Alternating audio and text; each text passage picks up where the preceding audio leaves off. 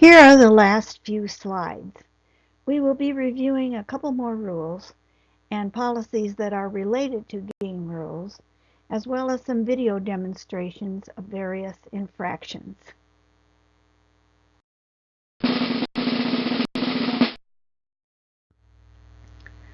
Substitutions are allowed when the ball is in play in a different court, during timeouts, at quarter breaks, and at the half.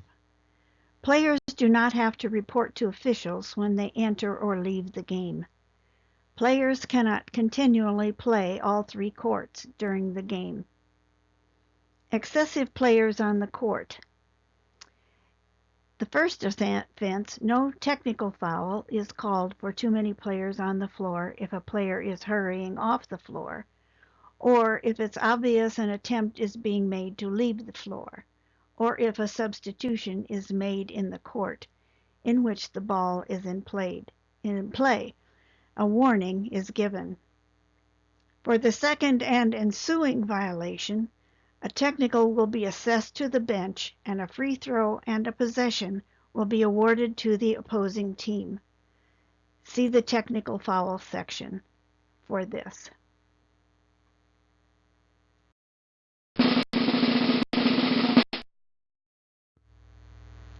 Each team may call one timeout per quarter. One additional timeout is allowed each team for each overtime period.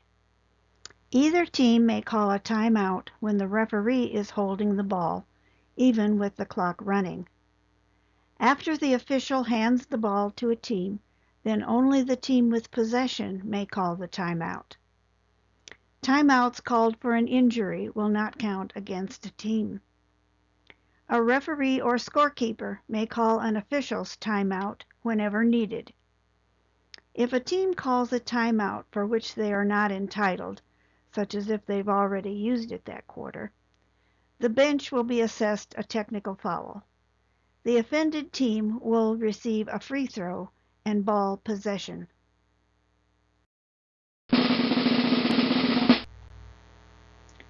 Three points are scored if shot underhanded.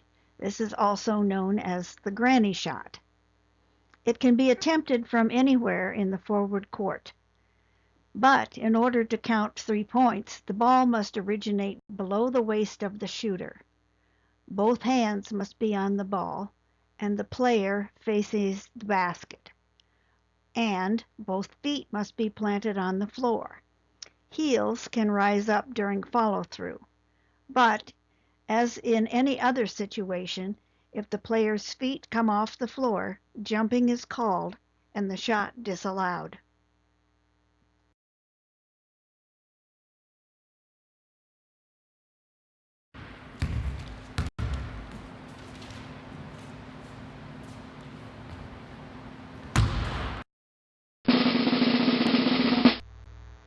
As you know, 2 points are scored for regular shots. 1 point is scored for a free throw. 2 foul shots are awarded for flagrant technical fouls, or if a player is fouled in the act of shooting and the basket is missed. Just 1 free throw is awarded if the basket is made. 3 foul shots are given to a player who is in the act of shooting the granny 3-point shot and the basket is missed, whereas 1 foul shot is given if the 3-point shot is made. So there's a possibility of 4 points. There are no 1-on-1 situations.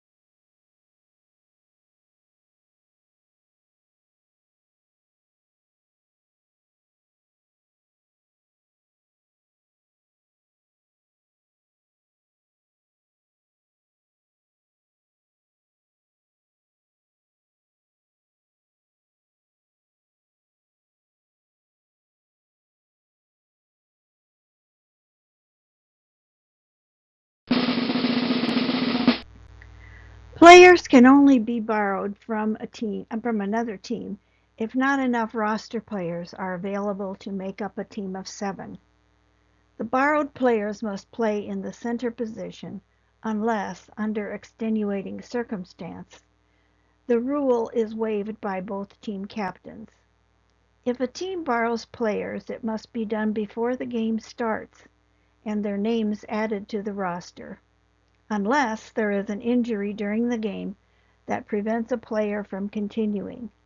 In this case, a 6th or 7th player may be borrowed to play in the center. No more than 3 players can be borrowed in league games. This rule does not apply to the Phantoms, which is a team that consists of players from several teams. If the Phantoms borrow players, the borrowed players are not limited to the center position. Phantom players may be borrowed by other teams, but they are limited to playing only in the center position. Different guidelines may apply for state and national tournaments, and none of these rules apply to non-league games such as fundraisers or exhibition games.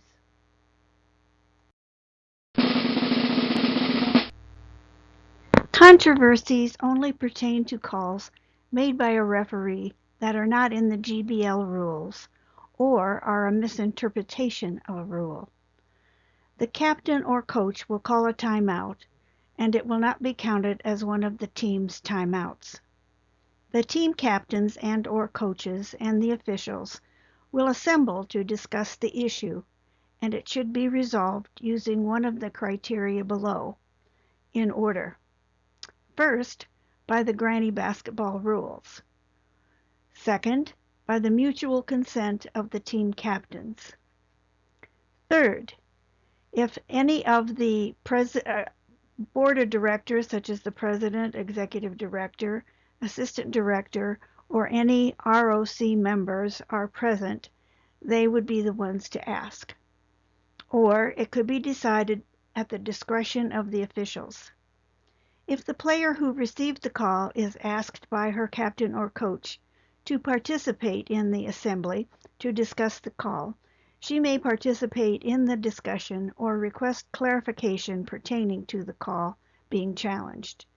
The captain, coach, player, and officials participating in the discussion will do so with courtesy and respect for one another. The incident will be recorded by the hosts on the postgame report and a permanent ruling made by the Referee Oversight Committee at a later date.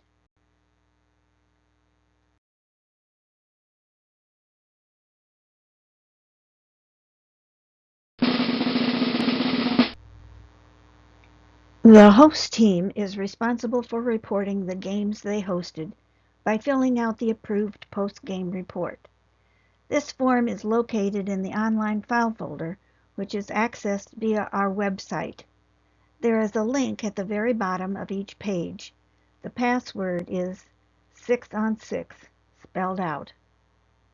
In addition to scores and game totals, host team should report any injuries, technical fouls, ejections, and controversies. The referees for the game should also be listed. One form is filled out for each game played that day and uploaded to the online file folder.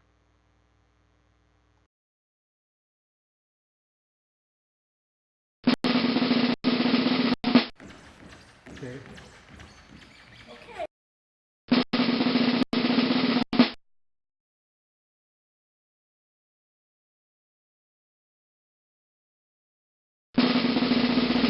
Identifying is an attempt by a defensive player to keep track of her opponent by reaching backward to feel where she is. This is a foul. Did anyone commit a foul here? See if you can determine which one did it.